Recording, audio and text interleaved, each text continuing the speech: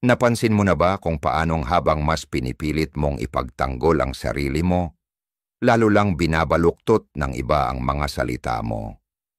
Na ang pakikipaglaban para sa katotohanan, respeto o katarungan ay lalo ka lang mukhang desperado, habang ang tunay na may kasalanan ay lumalabas na parang walang nangyari. Pero paano kung sabihin ko sa iyo na sa sandaling tumigil ka sa pagpapaliwanag, sa paghabol, sa pag-react, si karma na ang kusang kikilos para sa iyo? Parang ahas na kinagat ang sarili niyang buntot. Habang mas lumalaban siya, mas lalong lumalalim ang sugat. Pero kapag tumigil siya sa pakikipaglaban, kusang gumagalaw ang kalikasan at nagsisimula ang paghilom. O isipin mo ang alingaw-ngaw sa kabundukan. Anuman ang iyong isigaw, sa huli bumabalik din sa iyo. Ganyan ang karma. Ang mga kasinungalingang ikinalat nila, ang sakit na idinulot nila, lahat yan babalik din sa kanila sa tamang panahon. Dahil habang abala sila sa panggugulo, panlilinlang at pagmamanipula, ikaw ay may pagpipilian, mahulog sa patibong nila o umatras at panoorin habang si karma ang sumusulat ng huling kabanata. At kapag pinili mong manahimik, doon bumabalik sa kanila ang bigat ng sarili nilang mga ginawa. Doon lumalaban sa kanila ang sarili nilang enerhiya. Kaya kailan mo pipiliing umatras at hayaang si karma ang humawak sa mga bagay na hindi kayang tapusin ng kahit anong salita. Samahan mo ako dahil ang huli ay babago sa buong pananaw mo. Tara na't magsimula tayo. Number 1. Kapag may nagsinungaling tungkol sa iyo. Pag-usapan natin ang isa sa mga pinakakainis na sitwasyon. Kapag may nagkakalat ng kasinungalingan tungkol sa iyo. Napakadalas na mahikayat kang lumaban, linisin ang pangalan mo, at tiyaking alam ng lahat ang katotohanan. Pero ito ang masakit na katotohanan. Ang pagtatanggol sa sarili laban sa mga kasinungalingan ay kadalasang nagdadala ng mas maraming drama. Habang mas tumutugon ka, mas binibigyan mo ng enerhiya ang kasinungalingan. Habang mas nagpapaliwanag ka, mas nagsisimula ang ibang tao na magduda kahit wala naman silang pagdududa dati. Narito ang katotohanan. May mga tao na hindi talaga interesado sa totoo. Ang mahalaga sa kanila ay ang reaksyon mo. Ang taong nagsisinungaling tungkol sa iyo ay hindi naghahanap ng katotohanan. Naghahanap sila ng kontrol. Gusto nilang maguluhan ka. Gusto nilang maging emosyonal ka. Gusto nilang mahulog ka sa laban kung saan bawat kilos mo ay nagiging patunay na may bigat ang kasinungalingan. At kapag sumabak ka, nilalaro mo ang laro nila. Dito papasok ang karunungan ng Stoic. Sabi ni Marcus Aurelius, kung hindi tama, huwag gawin. Kung hindi totoo, huwag sabihin. Ito ang pamantayang dapat mong sundin. Pwedeng magsinungaling ang iba. Pwedeng mandaya ang iba.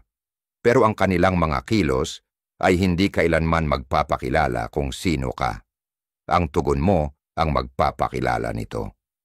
Sa halip na sayangin ang oras mo sa pagtatanggol laban sa mga kasinungalingan, hayaan mong ang panahon at katotohanan ang magbunyag ng lahat. Dahil narito ang madalas kalimutan ng mga tao, ang mga kasinungalingan ay may taning, pero ang katotohanan ay walang hanggan. Hayaan kitang ikwento ito. Isang lalaki ang kilala ko. Tawagin natin siyang James. Inakusahan siya ng isang bagay sa trabaho na hindi niya ginawa. Kumalat ang tsismis. May mga bulungan. May mga katrabaho siyang umiwas sa kanya. Ang unang instinct niya, magpaliwanag sa lahat, kumbinsihin silang maniwala sa kanya. Pero sa halip, pinili niya ang pananahimik. Nagpatuloy siya sa trabaho niya, nanatiling propesyonal, at hinayaan ang mga gawa niya ang magsalita para sa kanya. Pagkalipas ng ilang linggo, lumabas ang katotohanan. Ang taong nagkalat ng tsismis ay may kasaysayan pala ng panlilinlang. Hindi na kinailangan ni James patunayan ang sarili niya. Kusang lumitaw ang katotohanan at dahil hindi siya sumabak sa drama, nanatiling buo ang reputasyon niya. Paano mo ito haharapin? Una, magtiwala sa pangmatagalang laban. Mabilis kumalat ang kasinungalingan, pero ang katotohanan ay nananatili ng mas matagal. Pangalawa, ituon ang pansin sa integridad mo. Kung alam mo kung sino ka, walang halaga ang opinyon ng mga naniniwala sa kasinungalingan. At panghuli, hayaan mong si karma ang kumilos. Ang mga taong nagsisinungaling tungkol sa iba ay kalaunan ay nalalantad din dahil sa sarili nilang mga gawain. Hindi mo kailangang habulin sila. Ang buhay na mismo ang mag-aayos nito. Sa dulo ng lahat, ang pananahimik mo ay hindi kahinaan. Ito ay pagkontrol. Kapag may nagsinungaling tungkol sa'yo, huwag kang bumaba sa antas nila. Manatiling nakatapak sa lupa, maging matiyaga. At tandaan, ang katotohanan ay palaging lilitaw. At kapag nangyari iyon, mananatili ang dignidad mo. Number 2. Kapag may nagtaksil sa tiwala mo. Pag-usapan natin ang isa sa pinakamahihirap na aral sa buhay, ang pagharap sa pagtataksil. Maari itong manggaling sa kaibigang tumalikod sa iyo, sa karelasyon na sinira ang tiwala mo, o sa isang taong pinaniwalaan mo pero ikaw ay binigo. Ang pagtataksil ay masakit sa paraang kakaunti lang ang makakatumbas. Ang unang instinct, harapin. Gusto mong magtanong, humingi ng paliwanag, o ipaintindi sa kanila ang pinsalang ginawa nila. Pero narito ang katotohanan. Walang salitang makakapagpabago sa likas na pagkatao ng taong nagtaksil. Kung nagawa kanilang pagtaksilan minsan, malamang na-justify na nila ito sa sarili nila. Pinaniwala nila ang sarili nilang tama ang ginawa nila, na kinakailangan ito, kapatapatawad, o mas malala pa, kasalanan mo. Walang dami ng paliwanag ang makakabago doon. Kapag sinubukan mong ipaliwanag, babaluktutin nila ang mga salita mo. Kapag sinubukan mong ipadama ang guilt, gagawa nila ng paraan para ikaw ang lumabas na masama.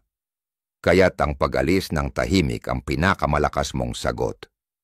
Dito pumapasok ang karunungan ng mga Stoic.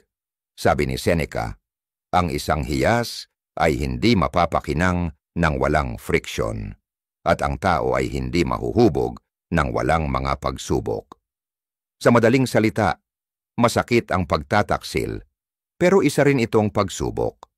Pinipilit ka nitong lumago, patatagin ang iyong mga hangganan, at kilalanin kung sino talaga ang karapat-dapat sa buhay mo.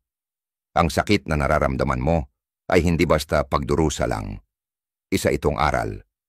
Aral sa paggalang sa sarili, sa pagtanggap, at sa pagbibitaw sa mga taong hindi naman talaga dapat manatili. Hayaan mong magbahagi ako ng kwento. Isang babae ang kilala ko, tawagin natin siyang Sarah. Mayroon siyang matalik na kaibigan ng mahigit 10 taon. Lahat ay pinagsaluhan nila, mga sikreto, mga pagsubok, at mga tagumpay. Pero isang araw nadiskubre ni Sarah na ang kaibigang ito ay matagal na palang nagsasalita sa likod niya. Ibinubunyag ang mga pribadong usapan at sinabotahe pa ang ilang oportunidad ni Sarah. Sa una, galit na galit siya. Gusto niyang komprontahin ito, ipamukha ang ginawa. Pero sa halip, pinili niyang manahimik. Hindi siya nakipagtalo, hindi siya gumanti.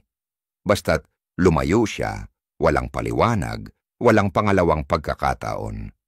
At alam mo kung ano ang nangyari? Narinig ng kaibigan ang katahimikan. Inaasahan niya ang komprontasyon, ang eksena, ang away. Pero ang nakuha niya, kawalang pakialam. At yung katahimikan, malakas ang sigaw noon. Kaya paano nga ba haharapin ang pagtataksil? Una, tanggapin mong may mga taong hindi kailanman magiging kung sino ang akala mong sila. Ang sakit ay nanggagaling sa inaasahan mo. Bitawan mo iyon. Pangalawa, huwag mong sayangin ang hininga mo sa pagpapaliwanag ng mali nila. Alam na nila yan, kahit pa hindi nila aminin. At panghuli, lumayo ka ng may dignidad. Ang katahimikan mo ay hindi kahinaan. Ito'y lakas. Sa huli, ang tunay na kapangyarihan ay nasa pagkakawala ng attachment. Ang mga taksil ay nabubuhay sa reaksyon, sa guilt, sa pangalawang pagkakataon. Huwag mo silang bigyan nun. Hayaan mong ang katahimikan mo ang magpaalala sa kanila na hindi ikaw ang nawalan, sila ang nagtaksil sa taong hindi nila kailanman dapat ipinagkanulo. Number 3. Kapag may nang-insulto sa iyo, pag-usapan natin ang isang bagay na pinagdadaanan nating lahat sa iba't ibang punto ng buhay, ang insulto. Maaring ito'y pasaring, kunwaring papuri, pero may halong panlalait o tahasang pag-atake. Isang bagay lang ang layunin ng mga insulto, pukawin ang emosyon mo. Sa sandaling mag-react ka, kung manlalaban ka, magpapaliwanag o magpapakita ng galit, ibinigay mo sa nanlait ang gusto nila, kontrol sa emosyon mo. Ito ang katotohanan. Ang pagsagot sa insulto ay nagbibigay lamang ng kapangyarihan sa kanila. Kapag may nanlalait sa'yo, nanghihikayat lang sila ng reaksyon. Gusto nilang makita kang masaktan. Gusto nilang maramdaman na naapektuhan ka. Pero kapag pinili mong huwag makisali, kapag nanatili kang kalmado, matatag, at walang pakialam, doon ka panalo. Walang mas nakakainis sa nanlalait kaysa sa mabaliwala. Dito pumapasok ang karunungan ng mga Stoic. Sabi ni Marcus Aurelius, ang pinakamabisang paghihiganti ay ang hindi maging kagaya ng kaaway mo. Isipin mo yan. Sa sandaling bumaba ka sa antas nila, talo ka na. Kung sila'y maliit, bastos, o mapanghamak, bakit mo sila bibigyan ng kasiyahang makita kang bumaba sa laro nila? Sa halip, tahakin mo ang mas mataas na daan, ang daan ng katahimikan, pagpipigil sa sarili, at dignidad. Hayaan mong magbahagi ako ng kwento. May kilala akong lalaki, tawagin natin siyang David. Isang beses, nasa isang work event siya. May isang katrabaho na iinggit sa bagong promotion ni David na nagbitaw ng pasaring sa harap ng iba. Wow!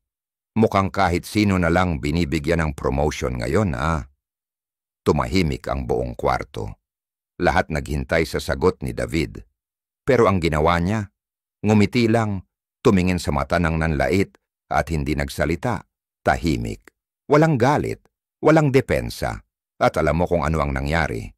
Nangamba ang katrabaho. Inaasahan niya ang sagot, ang pagtatalo. Pero ang nakuha niya, katahimikan. Habang si David nanatiling may kapangyarihan. Kaya, paano mo nga ba dapat harapin ang insulto? Una, kilalanin mong ang insulto ay mas nagsasabi tungkol sa taong bumibitaw nito kaysa sa iyo. Karaniwan, ang nanlalait ay mga taong nagpo-project ng sarili nilang insecurities. Pangalawa, alamin mong ang katahimikan mo ay lakas mo. Sa hindi mo pag-react, pinapakita mong walang bigat ang salita nila sa mundo mo. At panghuli, dalhin mo ang sarili mo ng may kumpiyansa. Kapag tumugon ka ng kalmado at walang emosyon, nawawalan ng kapangyarihan ang nanlait. Sa dulo ng araw, hindi mo kontrolado ang sinasabi ng iba. Pero kontrolado mo kung paano ka tutugon. At kung minsan, ang pinakamakapangyarihang tugon ay walang tugon. Dahil ang katahimikan, iyon ang pinakamalinaw na patunay na ang mga salita nila, hindi ikaw ang nagbibigay kahulugan, kundi ikaw mismo. Number 4. Kapag sila ay nagpapanggap na biktima. Pag-usapan natin ang isa sa mga pinakanakakainis at mapanlinlang na ugali. Ang mga taong nagpapanggap na biktima. Alam mo na ang uri nila. Binabaluktot ang kwento, sinasadyang iwan ang mga ginawa nila, at ginagawa ang sarili na parang sila ang sinaktan. Hindi mahalaga kung ano talaga ang nangyari. Ang mahalaga sa kanila ay kung paano sila makakakuha ng simpatiya, mailipat ang sisi, at mapaniwala ang iba na ikaw ang problema. At habang mas pinipilit mong ipagtanggol ang sarili mo, lalo kang lumalabas na masama. Ito ang katotohanan. May mga tao talagang hindi naghahanap ng solusyon. Naghahanap sila ng atensyon. Hindi nila pinapahalagahan ang katotohanan. Hindi nila iniintindi ang pagiging patas. Ang layunin nila ay hindi ayusin ang sitwasyon, kundi kontrolin ang kwento. At kapag sumali ka sa laro nila, kung makikipagtalo ka, magpapaliwanag, o susubukang patunayan ang panig mo, ikaw na ang nagbibigay sa kanila ng kapangyarihan. Dito pumapasok ang karunungan ng mga Stoic. Sabi ni Epictetus, ang pagrereklamo ay laging walang saysay at kailanmay hindi naaangkop. Saktong-sakto yan sa sitwasyong ito. Kapag may nagpapanggap na biktima, hindi sila naghahanap ng solusyon. Naghahanap sila ng audience. Hayaan mo na ang karma ang maglantad ng panlilinlang nila. Dahil ang katotohanan, palaging lumalabas. Maaring hindi ngayon, maaring hindi bukas, pero darating din ang oras, makikita rin ng mga tao ang pattern, na itong taong ito palaging biktima sa bawat sitwasyon, at doon mababasag ang maskara. Hayaan mong ibahagi ko ang isang kwento. May kilala akong babae, tawagin natin siyang Rachel. May katrabaho siya na laging nagpapanggap na biktima. Tuwing kinakaharap sa isang issue, binabaluktot nito ang usapan at sinasabi ang mga bagay tulad ng, "Hindi ko akalaing aakusahan mo ako ng ganyan. Hindi ko kayang manakit ng kahit sino." Tiempo pa, umiiyak siya sa harap ng mga tamang tao. Kaya si Rachel ang lumalabas na masama. Sa simula, sinubukan ni Rachel na ipagtanggol ang sarili niya. Ipinaliwanag niya ang mga pangyayari, nagpakita ng ebidensya, at sinubukang kausapin ng maayos. Pero habang mas pinipilit niya, lalo lang lumalala ang sitwasyon. Nag-e-enjoy ang katrabaho sa drama, ginagawang patunay ang bawat sagot na siya'y inaapi. Kaya't may ginawa si Rachel na kakaiba. Tumahimik siya. Wala nang depensa, wala nang reaksyon. Hinayaan niyang ang panahon ang maglantad ng katotohanan. At totoo nga, dumating ang oras na napansin na rin ng iba ang pattern. Masyado nang paulit-ulit ang pagiging biktima ng katrabaho. At unti-unting nawala ang paniniwala ng mga tao sa kanya. Yung mga taktika ng panlilinlang na dati epektibo, naging halatang halata na lang. Hanggang sa tuluyan nang bumagsak ang kanyang kredibilidad. Kaya paano mo haharapin ang mga nagpapanggap na biktima? Una, huwag kang makipagtalo. Kapag mas pinipilit mong patunayan ang sarili mo, mas lalo kang nagbibigay lakas sa kwento nila. Pangalawa, manatiling kalmado at detached. Hayaan mong ang mismong ugali nila ang magbisto sa kanila. At panghuli, magtiwala ka sa karma. Ang mga taong paulit-ulit na nanlilinlang at binabaluktot ang katotohanan, darating ang araw, sila rin ang maglalantad sa sarili nila. Sa dulo ng lahat, ang katahimikan mo, ang kapangyarihan mo. Hayaan mo silang magsalita. Hayaan mong paikutin nila ang bersyon nila ng kwento. Hayaan mong laruin nila ang laro nila. Dahil sa huli, ang katotohanan ay hindi kailangang ipagtanggol. Ang oras mismo ang maglalantad nito para sa iyo. Number 5. Kapag binabalewala nila ang iyong halaga. Pag-usapan natin ang isa sa pinakamalupit ngunit pinakamahalagang aral sa buhay. Ang pagiging hindi pinapahalagahan. Minsan sa mga relasyon, pagkakaibigan, o kahit sa trabaho, darating ang panahon na mapapansin mong hindi ka nakikita ng ibang tao ayon sa iyong tunay na halaga. Ibibigay mo ang iyong suporta, makikialam ka. Pero imbis na pasasalamat, makakamtan mo ang hindi pag-aalaga. Imbis na respeto, ikaw ay tinatrato ng basta-basta. At ang natural na instinct mo ay makipaglaban para sa kanilang pagkilala, para patunayan ang iyong halaga. Pero heto ang katotohanan. Ang pagmamakaawa para sa pagkilala ay nagpapababa sa iyong halaga. Kapag mas pinipilit mo, mas kaunti ang respeto na makukuha mo. Hindi pinahahalagahan ng mga tao ang bagay na laging nandyan. Hindi nila nirerespeto ang isang bagay na sa tingin nila ay hindi nila kailanman mawawala. Kaya't ang katahimikan ang pinakamahalagang sandata mo. Kapag tumigil ka sa pagpapakita, sa paghabol, at sa pagpapakitang halaga mo, may mangyayaring pagbabago. Bigla nilang mararamdaman ang pagkawala ng bagay na inaakala nilang laging nandyan. Ang katahimikan ay pinipilit silang makita kung ano ang kanilang nawala. Dito papasok ang karunungang stoiko. Sabi nga ni Seneca, ang oras ang naglalantad ng katotohanan, at ganito nga ang nangyayari kapag umalis ka ng may dignidad. Ang katotohanan ay nahahayag at gumagaling hindi sa mga salita, hindi sa mga argumentasyon, kundi sa pagkawala. Ang mga taong tunay na pinahahalagahan ka ay makakapansin. Ang mga hindi sila talagang meant na magtagal sa buhay mo. Hayaan mong magbahagi ako ng kwento. Isang tao na kilala ko, tawagin na lang natin siyang Jake. Siya ang laging gumagawa ng mga hakbang para sa kanyang mga relasyon. Mapakaibigan o katrabaho, siya ang tao na laging nagki-check-in, nagpapakita, at nagpaparamdam sa mga tao na sila'y pinahahalagahan. Ngunit habang tumatagal, napansin niyang may isang bagay, ang mga pagsusumikap ay tila lopsided. Kapag hindi siya kumontak, may mga araw, linggo pa nga, na walang komunikasyon. Kung hindi siya ang mag-initiate, wala ring ibang gagawa. At doon niya na-realize, hindi siya pinapahalagahan. Siya ay itinuturing lang na convenient. Kaya't nagdesisyon si Jake. Tumigil siya sa paghabol, walang dramatic na pag-alis, walang galit na mga talumpati, tanging katahimikan.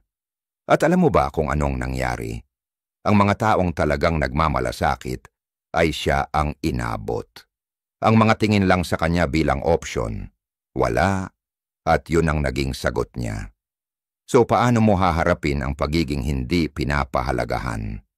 Una, itigil mo na ang pagpapaliwanag ng iyong halaga. Ang iyong halaga ay hindi bababa dahil ang ayaw ng ibang tao na makita ito. Pangalawa, mag-step back at obserbahan. Ang mga tamang tao ay hindi kailangang paalalahanan upang pahalagahan ka. At panghuli, hayaan mong ang oras ang magtrabaho. Kapag umalis ka ng tahimik, binibigyan mo ang iba ng pagkakataon na mapagtanto kung ano ang kanilang nawala. Sa huli, hindi mo kailangang magpatunay ng kahit ano sa sino man. Kung ang isang tao ay hindi kayang makita ang iyong halaga habang nandyan ka, hayaan mong maranasan nila ang iyong paggawala. Dahil minsan, ang tanging paraan para matutunan ng mga tao kung paano pahalagahan ka ay kapag wala na silang access sa'yo. Kung napanood mo ang video na ito hanggang dito, huwag kalimutang mag-iwan ng komento na may "Salamat Diyos" at i-like kung nagustuhan mo ang content. Malaking bagay ang iyong suporta at nakakapagbigay inspirasyon sa akin para patuloy na gumawa ng mas interesting na mga video. Naway magbigay ito ng inspirasyon sa iyo at magpatuloy tayong matuto ng magkasama. Maraming salamat sa iyong suporta. Number 6. Kapag tinatangkang mag-provoke ka. Pag-usapan natin ang isa sa pinakamakapangyarihang anyo ng self-control, ang hindi pag-react kapag may nagtatangkang mag-provoke sa iyo. Palaging may mga tao na nasisiyahan sa mga hidwaan. Tinutukso ka nila. Tinutukso, sinasabi nila ang mga bagay upang makalmot ka, at sa sandaling mag-react ka, kung ito man ay galit, inis, o depensa, ibinibigay mo sa kanila ang eksaktong gusto nila, kontrol sa iyong emosyon. Heto ang katotohanan. Ang mga taong naghahanap ng hidwaan ay hindi naghahanap ng solusyon. Ang hinahanap nila ay reaksyon. Gusto nilang makita kang maguluhan, magalit, o mawalan ng kontrol sa iyong sarili. Kumakain sila ng iyong emosyonal na enerhiya dahil ito ay nagbibigay sa kanila ng pakiramdam ng kapangyarihan. Pero kapag tumanggi kang makialam, kapag nanatili kang kalmado, kolektado, at hindi alintana, iyon ang pinakamalaking hakbang ng kapangyarihan. Dito papasok ang karunungang stoiko. Sabi ni Marcus Aurelius, may kapangyarihan ka sa iyong isipan, hindi sa mga pangyayari sa labas. Kapag na-realize mo ito, matutuklasan mo ang lakas. Hindi mo kayang kontrolin kung paano kumilos ang ibang tao. Hindi mo kayang pigilan ang mga tao na magtangkang mag-provoke sa'yo. Pero kaya mong kontrolin kung papayagan mong maapektuhan ang iyong estado ng isipan. At kapag ito ay natutunan mong kontrolin, magiging untouchable ka na. Hayaan mong magbahagi ako ng kwento. Isang tao na kilala ko, tawagin na lang natin siyang Adam, ay may katrabahong mahilig magpasiklab ng drama. Bawat meeting, bawat interaction, palaging may mga banat na pilit nagpapagalit kay Adam. Noong una, ipagtatanggol ni Adam ang sarili, makikipagtalo at magpapaliwanag, pero habang tumatagal, napansin niya na anuman ang sabihin niya, lalo lang lumalala. Kaya isang araw sinubukan niyang gumawa ng iba. Sa susunod na magtangkang mag-job ang katrabaho, ngumiti lang si Adam, tumango ng kalmado, at nagpatuloy na parang wala lang. At alam mo ba kung anong nangyari? Galit na galit ang katrabaho, patuloy na nagtatangkang mag-provoke, pero dahil walang reaksyon na nakuha, nawalan siya ng interes. Kaya paano mo haharapin ang mga tao na nagtangkang mag-provoke sa'yo? Una, kilalanin ang laro nila. Kung may isang tao na palaging nagtatangkang magpatampisaw sa'yo, hindi ito aksidente. Isa itong pattern. Pangalawa, manatiling kalmado at detached. Ang iyong katahimikan at hindi pakialam ay makakapagpalito sa kanila ng higit pa kaysa sa kahit anong argumento. At panghuli, tandaan na ang tunay na lakas ay hindi sa pag-react, kundi sa pagkontrol ng iyong sariling isipan. Sa huli, ang pinakamalakas na tao sa kwarto ay hindi yung pinakamalakas sumigaw, kundi yung hindi nagpapadala sa anumang negatibong emosyon mula sa ibang tao. Kapag pinabayaan mong magpatuloy ang mga nagtangkang mag-provoke sa'yo, tinatanggihan mo sila ng kasiyahang hinahanap nila, at iyon ang tunay na kapangyarihan. Number 7. Kapag nagsisisi sila sa pagkawala mo, pag-usapan natin ang isa sa pinakamakapangyarihang aral sa buhay, ang pag-alis at pagpaparamdam sa kanila ng bigat ng kanilang sariling mga desisyon. Kapag ikaw ay tinratong masama, binabalewala o hindi pinahahalagahan, darating ang oras na marirealize nila kung ano ang kanilang nawala. Pero sa oras na iyon, huli na. Heto ang katotohanan. Kung tunay na pinahalagahan ka ng isang tao, hindi sana nila inilagay ang sarili nila sa posisyon na mawalan ka. Hindi palaging nakikita ng mga tao ang iyong halaga kapag nandyan ka, kapag available ka, at kapag palaging naroroon ang iyong presensya. Pero sa sandaling ikaw ay nawala, ang katahimikan ay nagiging matinding tunog. Diyan pumapasok ang pagsisisi. Diyan nila muling naiisip ang bawat pagkakamali. Bawat pagkakataon na sana ay ginawa nilang mas maganda ang sitwasyon. Kaya't ito ang dahilan kung bakit ang katahimikan ang pinakamahusay na tugon. Hindi mo kailangang makipagtalo, magpaliwanag, o ipaalala sa kanila kung ano ang kanilang nawala. Hayaan mong maranasan nila ang mga kahihinatnan. Hayaan mong maramdaman nila ang pagkawala ng isang bagay na dati nilang tinatamasa, ngunit hindi pinahalagahan. Dahil kapag tunay mong iniwan ng walang salita, walang pangalawang pagkakataon, walang maybe later energy, ang iyong pagkawala na ang magsasalita. Dito papasok ang karunungang stoiko. Sabi ni Epictetus, Walang tao ang malaya na hindi master ng kanyang sarili. Ibig sabihin, ang tunay na lakas ay hindi tungkol sa pagkontrol sa ibang tao, kundi sa pagkontrol sa sarili. Ito ay tungkol sa pagkakaroon ng disiplina na lumayo sa mga tao na hindi pinahalagahan ka at ang karunungan na huwag nang lumingon pa. Dahil ang tunay na kapangyarihan ay hindi nasa paghabol, kundi sa kaalaman kung kailan titigil sa pagbibigay ng enerhiya sa mga taong hindi karapat-dapat sa iyong pag-aalaga. Hayaan mong magbahagi ako ng kwento. Isang babae na kilala ko, tawagin na lang natin siyang Olivia, ay nasa isang long-term na relasyon kung saan laging pakiramdam niya ay hindi siya pinahahalagahan. Ibibigay niya ang lahat, oras, pagmamahal, suporta. Pero ang kanyang partner, tinatanggap na lang lahat yon nang walang pagpapahalaga. Inisip niyang palaging nandoon si Olivia hanggang sa isang araw, hindi na siya nandyan. Hindi nagalit si Olivia, hindi nagmakaawa, hindi nagbanta. Umalis lang siya, walang dramatikong pag-alis, walang mahahabang paliwanag, tanging katahimikan. Noong una, akala ng partner niya ay nagpapatawa lang siya. Pero nang lumipas ang mga linggo at naging buwan, na-realize niyang talagang wala na siya. Nang mag-abot siya ng mga apology at pagsisisi, si Olivia ay nakapag-move on na. At doon lang siya tunay na nakaramdam ng pagkawala. Kaya, paano mo haharapin ang isang tao na nagsisisi sa pagkawala mo? Una, huwag bigyan sila ng madali ang paraan pabalik. Kung ikaw lang nila pinahalagahan pagkatapos mong mawala, hindi ka nila talagang pinahalagahan noon. Pangalawa, huwag ipaliwanag ang iyong pagkawala. Hayaan mong mag-isip sila.